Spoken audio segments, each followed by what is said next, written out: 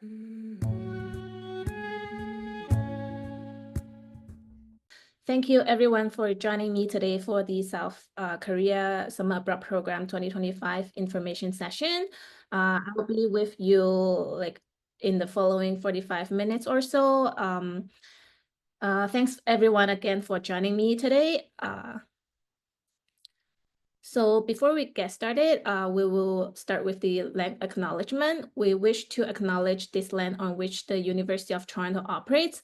For thousands of years, it has been the traditional land of the Huron-Wendat, the Seneca, and the Mississaugas of the Credit.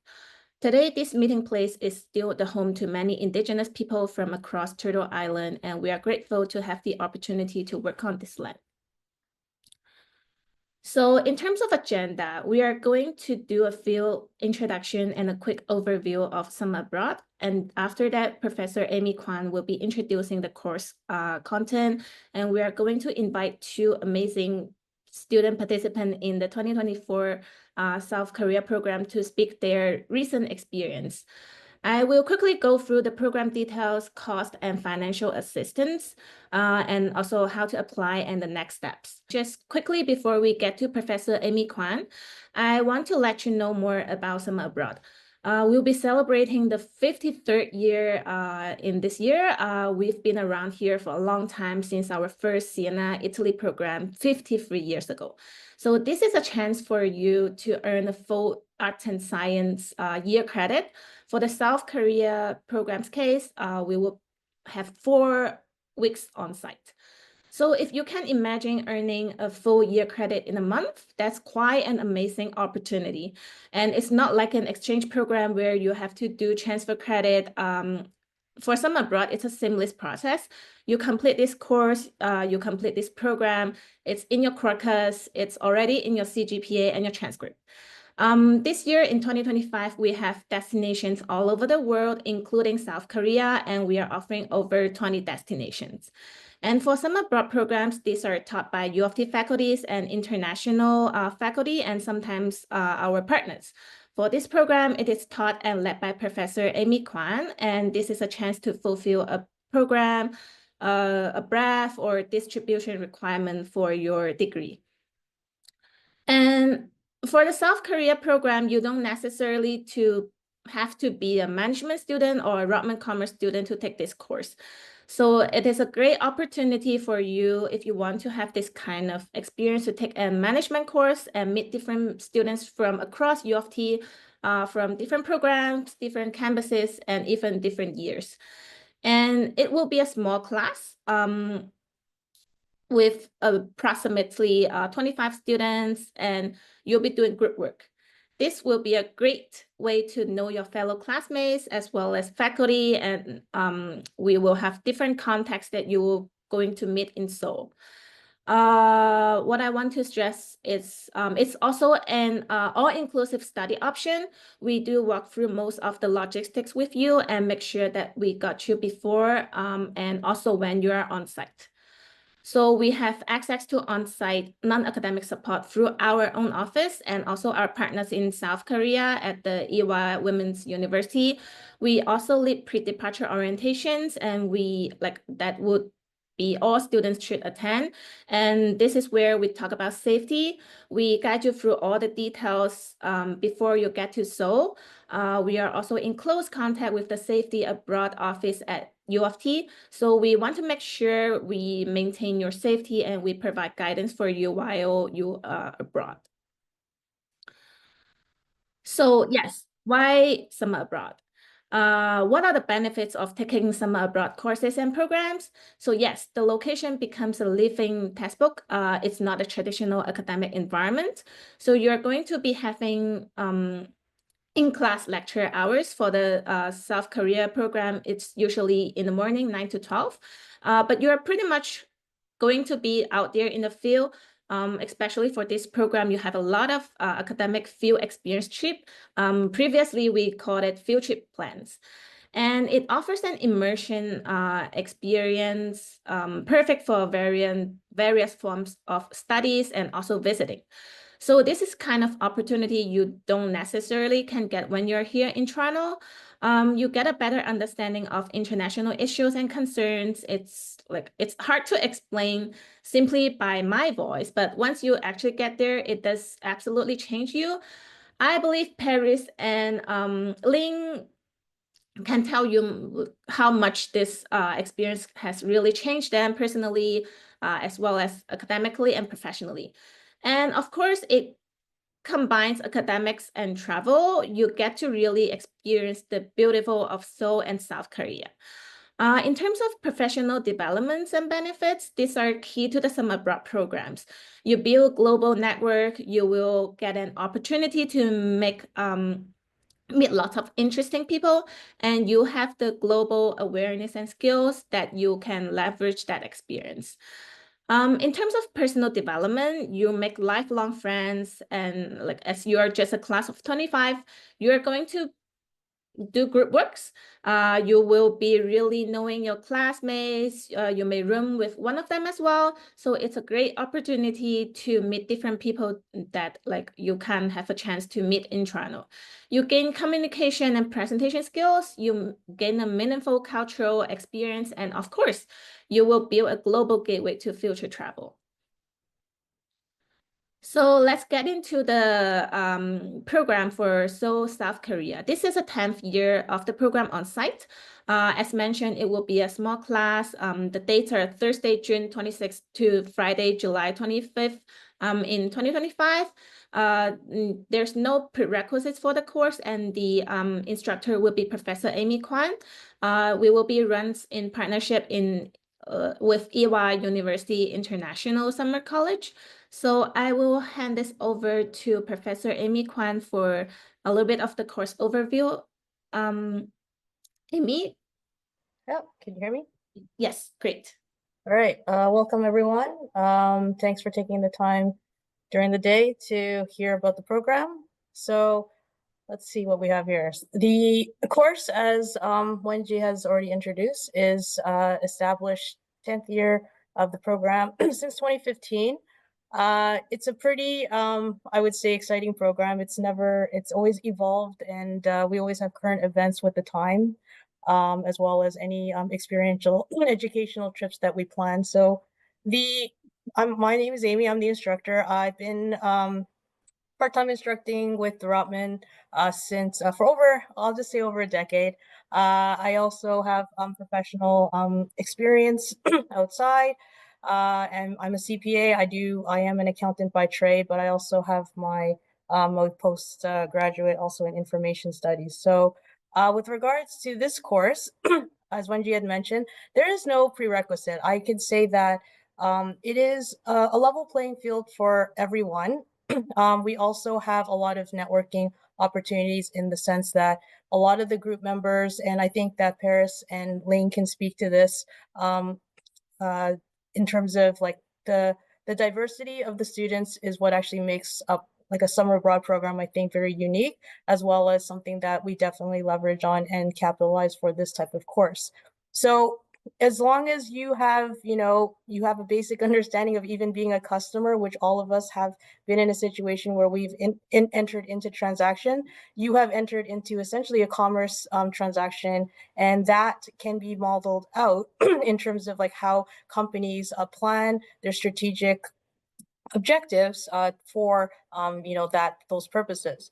So the evaluation in this course gives a lot of different perspectives on learning, and in terms of how it's been pedagogically structured. So experiential field trips is a big component, and in over the 4 weeks we kind of warm you up in the first week with getting to know Seoul, and being able to experience things like sometimes we go to the National Assembly, sometimes we go to specific historical sites to really understand how Seoul has even developed into how it has been today. Are you guys cueing me to speed up? I'm still on the first. So sorry.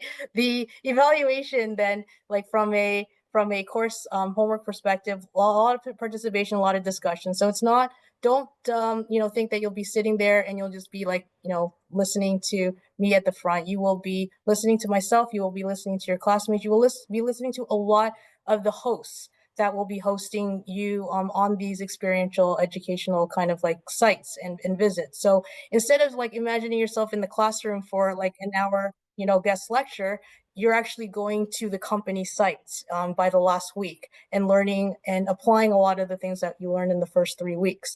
So there is a group component as well as some individual components. So it's balanced in that regard.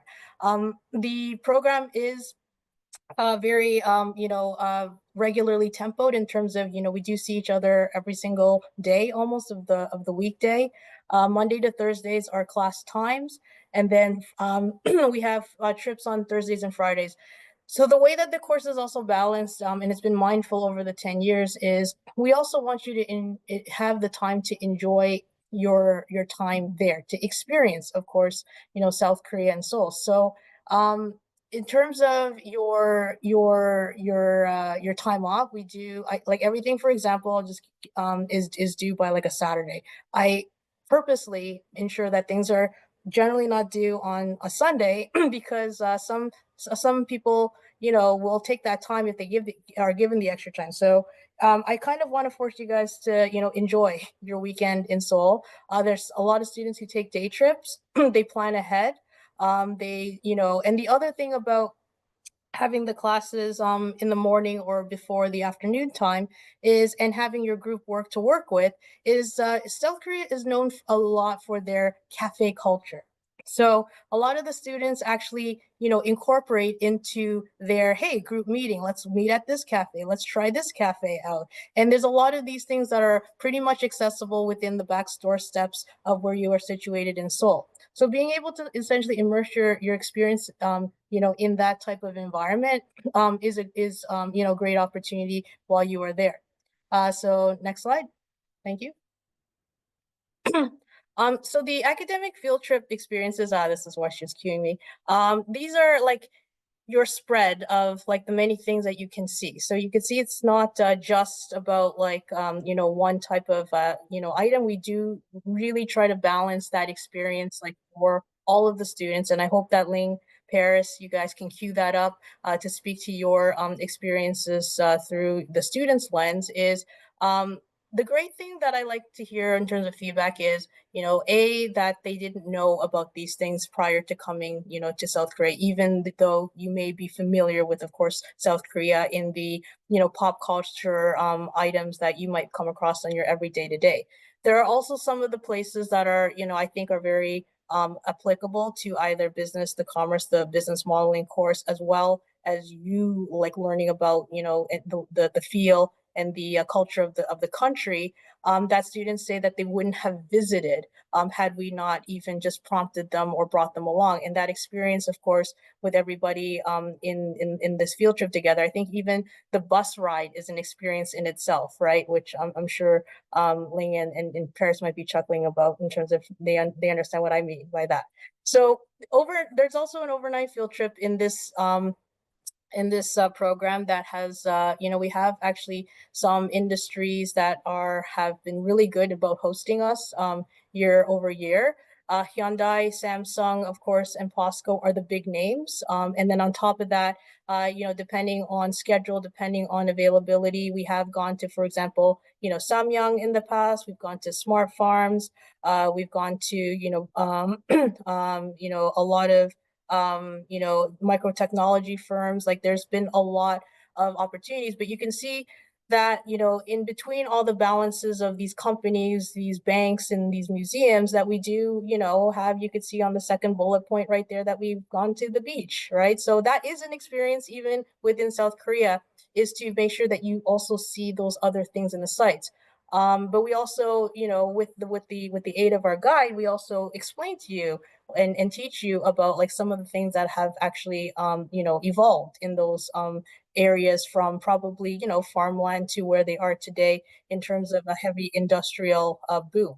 So there are also the purposeful experience like good food and Korean food and culture through there. So we don't just like bring you to a bus stop, serve you cold sandwiches or anything. And again, queuing like Paris and Ling, we actually plan out like being able to expose you to a variety of things that are, also traditional and contemporary. So one of the most, I think, the first experiences, and I always read this in the reflections of the students, is just even trying ginseng chicken in a nice hot, like, summer day after like a long field trip, and that in itself be an experience. And students might say, yeah, I probably wouldn't have tried that, but it is a thing. It is a very big, known like type of dish, in Korean culture. So we kind of will make sure that we dress you up with a lot of the more breadth and depth. And then, of course, you are there yourself, experience the stuff that you are curious and you want to learn about. And we, as I mentioned, schedule your itinerary in a fashion that allows you that flexibility as well. All right. So that is essentially your field experience in a nutshell. And as I mentioned, like by the third week, and we hold this in the third week, we will have spent the first 3 weeks, preparing you, talking about these companies, exposing you to them. And then essentially by that last week, you get that capstone of being actually able to speak to people, walk through the factory floors, and experience, the what you've learned about in the books over the previous 3 weeks over the last week. So I think the next slide I can take, or so, and then I think I don't know where Paris and Ling, you guys are in on this, but about a little bit about South Korea and Seoul. So one of the, of course, fastest growing developed economies and world leaders in industries, as evidenced by those chaebols like LG, Samsung, Lotte Group, Hyundai, etc. So Seoul, of course, is the capital and a world leading technology club, best Wi-Fi in probably the global network. And essentially, as we said, a very fascinating blend of ancient traditions and cutting edge digital technology. So you may be very familiar with those, contemporary things that you see in either, the K-dramas, the K-pop, vibrant kind of culture and food scene. But there is also a lot of history there. And one of the great things that you see when you're in Seoul is that juxtaposition of seeing a lot of these historical sites as well as these new companies almost like side by side within the same geographical density. So I think I round up with the last slide here for me. The next slide has a little bit about like your host site. So one of the I believe unique opportunities with this program has been that we have a very strong partnership with the host site. So Ewha Women's University, and although it says Women's University, males and females are both on the campus in the summer term, especially for the International Summer College, which we are a faculty-led program within their larger International Summer College program. So in addition to the U of T group that you will be very familiar with, you will be able to bump into the hallways with other international students who are there to take a summer course as well. So it is one of the most prestigious universities in South Korea. So I would say probably top 5 for sure. And it itself is one of the largest, if not the largest, and most prestigious women's only universities in the globe. So there are, a lot of graduate schools, colleges, and departments within the institution. It is, also a very good site, just like University of Toronto is for destination. A lot of tourists do like to visit because of the sites, and you could see like a couple of the pictures there. That church, for example, is one of the first established like kind of historical sites of that in center part of that university. So it is, as I mentioned, the Ewha International Summer College. We do have like an opening ceremony with all of the 200 to 300 students that are taking courses within the university campuses over that time period. Being the faculty-led program, we do have, I believe, like more enhanced experiential educational experiences. We always get the comment from instructors, the other instructors, of like, how do you guys actually get all of that in there? Because I want to just say that they're a little bit envious in a good way, in a good collegial way. But I think they also recognize the amount of work that our staff, myself, your summer abroad office peers, the guides and the coordinators, put together to be able to actually run this level of coordination for you guys in the program. The next slide talks a little bit more about where you will be staying. So the accommodations, and Ling, Paris, you have firsthand experience on this, is a student residence. So you are, living as a student resident on the campus, located in the center of the campus. Pretty much, I would say, 5 to 7 minute walk to your classroom, maybe actually even closer depending on the building that we're in.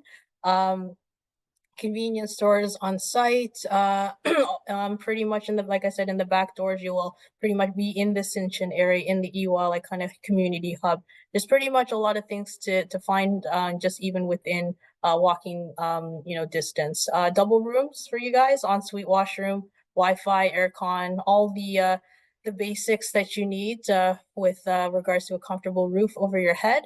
And you will likely, I will say, the May will be probably a required to submit a recent tuberculosis test, on arrival.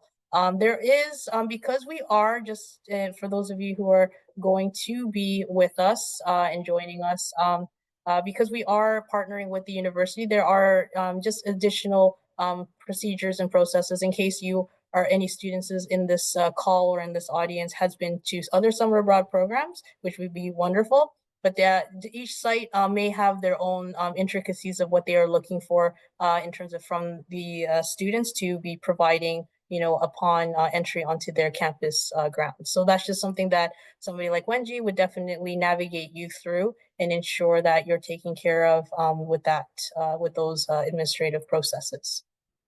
So a little bit, I think, more about accommodations, and then let me know if I should stop after that. The accommodations, there's no meal plans, but there is options to purchase food on campus.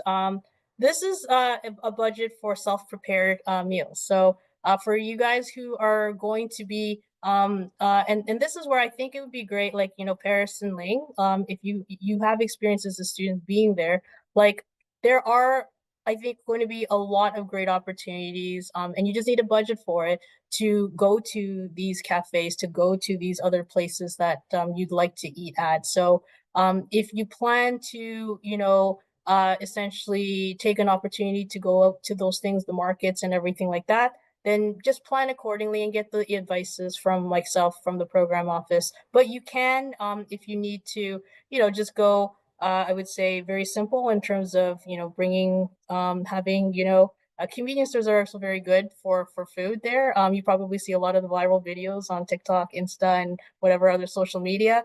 They have a lot of great options there for you as students. As I mentioned, there is a convenience store on site. Because we partner with the university, there is also a closing ceremony in addition to an opening ceremony. So they host us, they provide, goodie bags for the students, like, a reception, the graduation ceremony. They even provide you with graduation robes and certificates. It's very nicely, put together certificates. Arguably speaking, the certificates are put on a really nice binder, even better than what you get from convocation after you graduate from the university. So that it's really a special moment and occasion to be able to, experience your time and your stay, and being integrated, over the 4 weeks, pretty much with the program. So Wenji, should I take a pause here and let you take over, or let Paris and Ling, add their 2 cents? Yeah, thank you very much, Professor Kwan. So now let me invite Ling and Paris to speak about their experience last year. Ling, over to you. Let me know if you want to go to next slide. Thank you, Sherry. So, hi everyone. My name's Ling. I'm a third-year Management and International Business student at the U of T Scarborough campus. I've been to 2 summer abroad programs actually. So previously, I've been to the France one, and then last year I went to the South Korea one. And I love traveling and learning different languages. So the reason why I chose this course was because I was a big K-drama fan, so I wanted to check out all the different places that they had in the drama and in Seoul. And so I chose this one. I've never been to South Korea. And then I wanted to experience what it's like to be in a country that you don't speak the language of. It's definitely a great experience to build that independence for yourself. And also, I study international business, and so I wanted to actually have that business experience in a different country, so that complements the international business. I don't know if Paris wants to do introduction before we go in further. That's okay, you can go first and then I could I believe you'll mention a lot of good points as well. Okay, thank you. So here's the pictures. Got a bunch of pictures from our field trips. Here from on the top left, that's Yonsei University. It's actually very nearby Ewha. It was a 15-minute walk. We took a sort of a day trip ourselves there with my friends. And we visited there because it was featured in a lot of dramas. And so we took some good pictures and we visited. And then on the second photo on the first row, that was at KBS at the broadcast center. And so we got to be what it's be like in the broadcast center and pretend to be the host for the water forecast. And the third one was like some sort of a farm. I don't remember what it's called. But we were visiting them and we had a trip there. And so that was really fun. And then the one on the first one on the second row was when we were at the nuclear energy farm where we got that 5D experiences. So they had a story like a movie, and then we sat there and the chair moves, it's got the wind and it blows. So that was really great experiences. We got a group photo and then my convocation photo with Amy holding on to the diploma. And then the last one was us at the Blue House. That's basically the equivalent of White House in the US, but Blue House in Korea. And so can we move on to the next slide? I have a couple more pictures. Okay, so this picture is more so my own time, my own exploration with my friends. We got to experience the popular things in Korea, like the avatar drawing, the desserts and the bubble tea, the food. We planned our own trips, and then we went to a nearby trip, nearby beach, and we had ramen by the beach. So that was a really unique experiences. And those are pretty much about all of my photos. And summing up, I'd say this is a great experience in terms of balancing your study and your travel. And I want to quote Amy on this as well. Amy has been telling us many times that it's a work hard, play hard experience. And so it really is just going in with an open mind. And it's very convenient in Korea. You can get everything you need there. And so just having that open mind, you'll be great. Everybody's very prepared. Thank you very much, Ling. Let me go ahead with with Paris. Thank you, Ling, for having such a comprehensive slide deck. She covered a lot of amazing points and like kind of the experiential learning that we have during this field trip. And I think we all care about like our experience in class, the studies, and of course outside of class. And like I do feel like class could be hard in this sense, but we're still at U of T and we're still taking a U of T class. It's meant to be a little challenging, but I think you make the most out of it.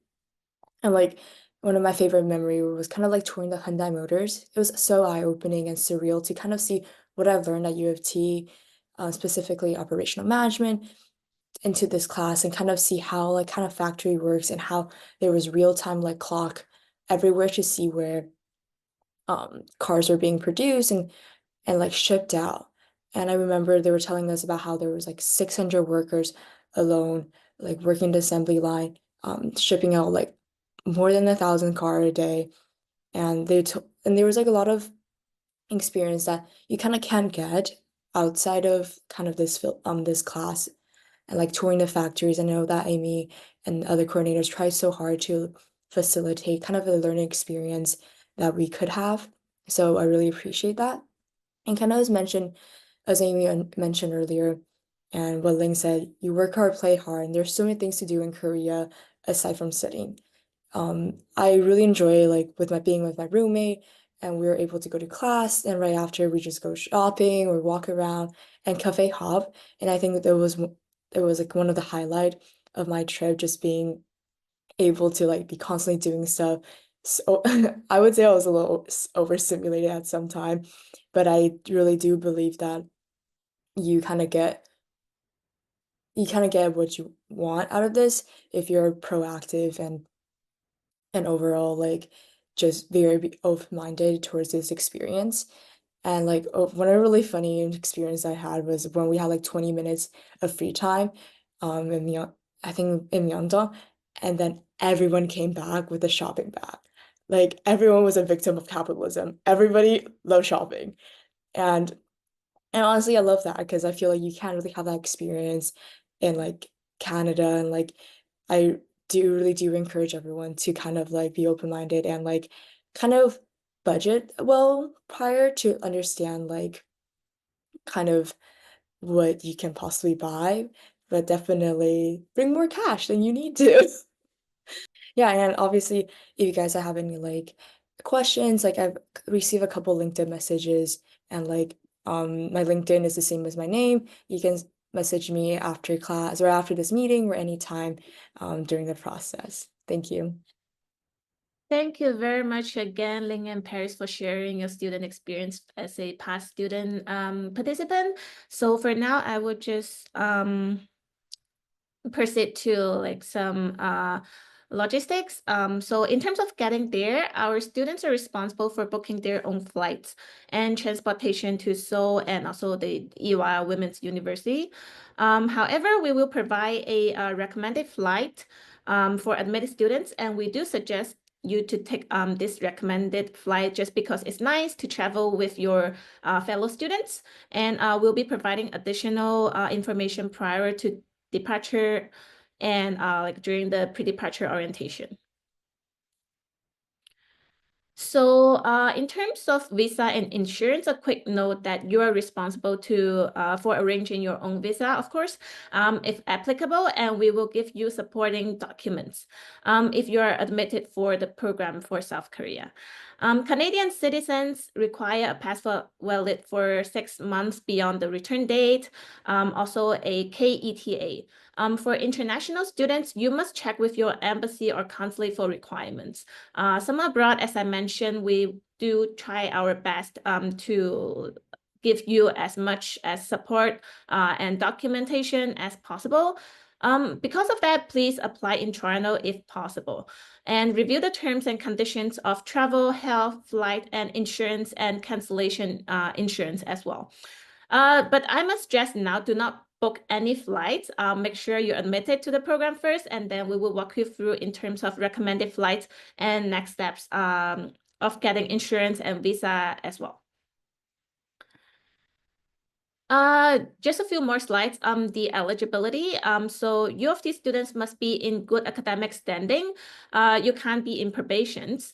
If you completed one or more courses, you must have a CGPA of 1.75 at the time of application. Remember that this is just to become eligible. It doesn't mean that you are going to be admitted. First year students who with no final grades can apply, but we will absolutely look at your transcript as well as your application and personal statement, and also the online recorded interview. U of T students in a professional faculty or graduate program, or U of T alumni non-degree students, and even if you are a student or visiting student who are not part of U of T, are encouraged to apply. So if you have any friends that are currently in an undergraduate program who is part of another Canadian university, they are more than welcome to apply for this program and course as well. And in terms of program costs or prices, you can see this on our website. We are trying to be very transparent in ways of how you should budget. So yes, so this is separated into two sections. There are fees paid to U of T. So you have an application fee of 210 Canadian dollars for this year for 2025. And then there's an course fee of 4,450 that it's for domestic students. This is a U of T course, so you have to pay incident fees. There are field trip fees that all students must pay for and accommodations as well. So this fee paid through U of T is done through our invoicing system. And these are the fees that all students must pay on the dedicated deadlines. So for the South Korea program, the deadline is April 2nd, 2025. And there's also additional cost that could fluctuating like depending on what you choose, that is the airfare. So you would have to budget approximately 2,500 depending on where are you flying from, meals, as well as it has to be budgeted for. And you have to budget for medical travel insurance and other small expenses, and as well as like if you have to apply for visa, and then all of this could be found on our website as well. So the course, the program cost is slightly higher for international students. As it shows here, it's approximately 12,636. So because I am talking about like the prices, I'm going to talk about funding and financial support from the Summer Abroad office. So we do have quite a few substantial Woodsworth College administered awards. By completing the award application, you will be considered for a Summer Abroad award. So if you're eligible for an award, there's an award application that is embedded in our program application, and you're more than welcome to apply. So again, it is embedded in the application system, and you'll be considered for all the awards that are office administered. So fundings are open to domestic U of T students based on your financial needs. And it varies based on the destination as well. So should you be selected for an award, the amount will be applied toward the cost of your program. So it will be reflected on the invoice of your program if you are selected for an award. Okay, then what is the award criteria? So you have to be a Canadian citizen, permanent resident, or a protected person, or a refugee. You have to be a current U of T undergrad student. So Lauren shared a link in the chat. So you can click on it. You must complete it at least 4.0 U of T credits by December 31st, 2024. Your CGPA has to be at least 2.25. Some awards require a higher academic average. And you must have financial need documented. So for example, OSAP, any kind of loans, and even your parents' tax assessment for last year, or like any kind of documentation that provides any kind of evidence of financial need. You will also asked to upload this into your application as well. And on top of that, we do also offer merit-based awards, and this is also part of our application. So once you do submit your program application, there are other applications specifically for merit-based awards. So for merit-based, we do receive more applications than funds, and you will be assessed on the overall quality of your application. If granted, again, this award of the fund will only cover a portion of the cost of your incurred participating in the program. So the criteria for the merit-based award, similarly, you must be a U of T undergrad student. So for this one's international students are eligible to apply. You must complete at least 4.0 U of T credits by December 31st, 2024. And your CGPA must be at least 2.25. So again, merit-based, we are going to be asking you a personal statement of why this award would really benefit your experience. And the applications are available through our application portal as well. And yes, in terms of financing, we would recommend that you start budgeting now. If you miss the online info session on how to finance your summer abroad experience last week, you can scan this QR code to view the recording. It is also uploaded to the Summer Abroad website already, so you can navigate a little bit on our website. So just a reminder, the final payment is due on April 2nd for the South Korea program. And again, this date varies by program, not like all the program are like have a deadline for final payment on April 2nd. If you are also interested in other programs, check the other programs cost page as well. So check with your registrar's office to see if there's any possible awards or bursaries for you. UTSC or UTM students might have some awards available through your own campus register office as well. And if you're eligible for OSAP, as this is a summer course, you could also apply for OSAP. But please note that since OSAP is not released until close of the start of the program, you cannot defer the fees, but you are still eligible to receive OSAP. But you have to pay the final payment by April 2nd. So start budgeting now. The CIE Center for International Experience does have an IE Plus award. It's a maximum of 8,000 Canadian dollar into 2 years. I highly suggest that you take a look into these awards, as they did provide a lot of funding to our students in the previous years. So before you apply, please review the planning package from Safety Abroad at U of T and go through the travel checklist to guide you through important things to do before you travel. And also please stay up to date and review the information or preventive risk through the Government of Canada for the travel advisory, and also review the FAQ section on the Summer Abroad website.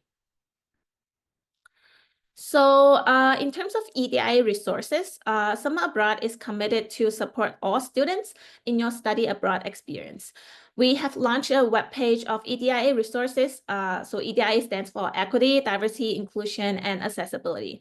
Feel free to scan the QR code here at the right, or go to our website and click on the EDIA and Accessibility tab to learn more details.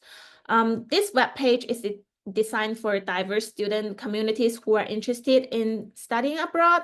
It provides resources to help inform their choices. These resources are also consider students' lived experience and identities. We have targeted resources for various student groups. This includes students with disabilities, first-generation students, and more. As you're planning for your summer abroad journey, you may already realize that every country is unique, or even each destination has its own culture, norms, or political landscapes. We also have a dedicated page for site-specific EDIA resources. These resources are tailored to help students interested in each region. Understanding these cultural nuances will help you navigate the local context, and it will help you to embrace the local experiences. We encourage you to explore information on local customs and traditions, and learning about the etiquettes can help you engage with locals respectfully. So it's important to be culturally sensitive when interacting others while you're abroad. So we strongly encourage you to reach out to the program coordinator for diversity and inclusion. That is me. If you have any EDIA related inquiries, you can book me a virtual advising session, or you can book it through the appointment page on our website, or you can scan the QR code here. Again, Summer Abroad is committed to providing a welcoming and inclusive environment for everyone. We work closely with the U of T Accessibility Services Office. This ensures that the resources are available for students with disabilities or diverse learning needs. If you require disability-related accommodation for Summer Abroad, you must first register with Accessibility Services at the University of Toronto. An accommodation plan must be in place before you travel abroad, and it's important to contact Accessibility Services as soon as possible. And you should discuss your travel and cost plan with your accessibility advisor, and make sure to do this well in advance of finalizing your participation. An important note is that accessibility is not tri-campus, and each campus has their respective office. So if you are a UTSG student, contact the St. George Campus Accessibility Services. If you are a UTM student, contact the UTM one. And so the last page of the EDIA resources, and this is also related to how to fund your summer abroad experience as well. The Summer Abroad Inclusion, Diversity, and Excellence Award is a new award that awards undergraduate students who have contributed to the advancements of equity, diversity, inclusion. There are 4 awards available for 5,000 Canadian dollars each, and this can play a significant part of your funding. You are able to view the biographies of the 2024 and 2023 recipients on our website. So how to apply?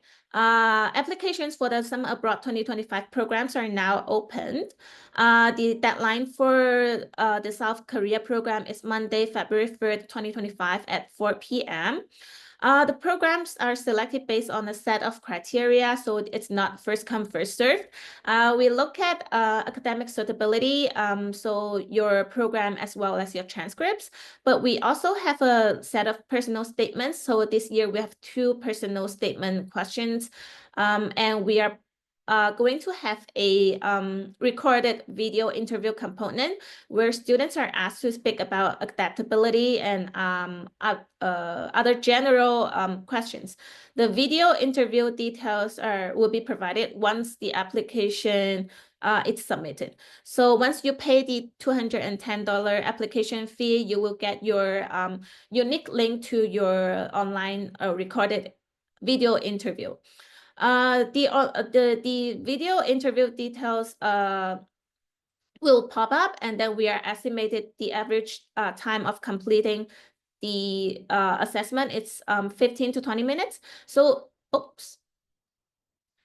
So please make sure that you do not wait until the last minute just to complete the form, because there's a following work that takes a bit of time. But no need to stress out for this. It's more about us to know you.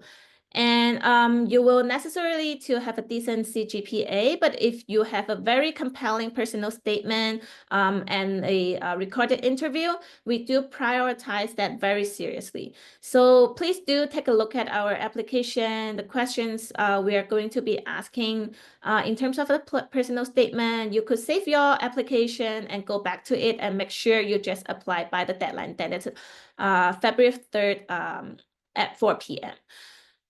So yes, if you're not selected to this program, the application fee will be partially refunded to you. The $100 will be refunded if you're not selected.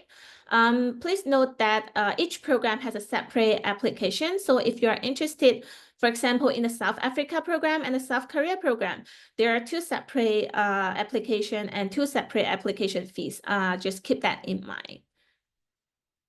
So this is what our application portal looks like. So you go to our website, on the top right corner, there's a log into application button. So you just click on it.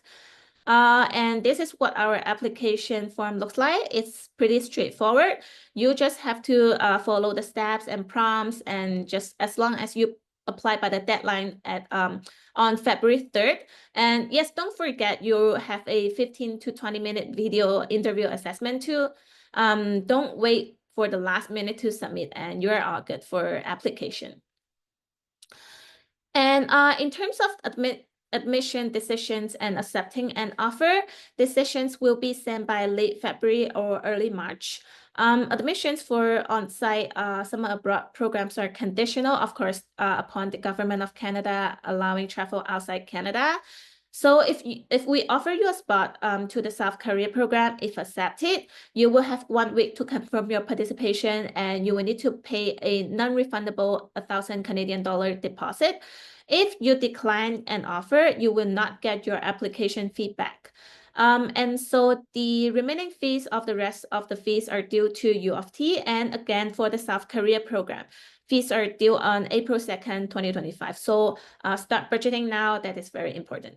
And there are several, a little bit of post-admission steps on the portal, and don't forget for that. And so as I mentioned, submit your application and award application by February 3rd. And keep an eye out for this program. And we will be sending notification in late February to early March. And again, 1 week after admission, a deposit is due to confirm your spot, and we will going to have a pre-departure orientation in April. And of course, in June and July, that's when you are abroad and you are in South Korea for a month. So that's about to the end of the presentation. In terms of connecting with us, we have Instagram, X formerly called Twitter, Red information session for other programs this week and next week. So you can follow us through social media platforms, subscribe to our monthly e-newsletter, The Summary. And you could also book a virtual appointment if you want to speak one-on-one with an advisor. You can do that through our website, scan the QR code to get all the links. We do have our student ambassadors who created a Discord group, so please feel free to join Discord. They have drop-in sessions every week. Feel free to contact us, especially during this and next month. I want to thank you for your time, Ling and Paris. Again, thank you so much for your time, and we really appreciate to see it's nice to see alumni come back and speak about their experiences. And also to Professor Amy Kwan, thank you for your time, and thank you, Lauren, and the back end for answering the questions. And we're so excited to be offering this program again. So I really appreciate for your time for participating in this information session. Again, please feel free to contact us if you have any questions. And if you have any question about the program, or if you have any question about the EDIA support, feel free to book me a advising session on our website. So thank you again for your time, and hopefully we will see you in Seoul in a couple of months. Take care.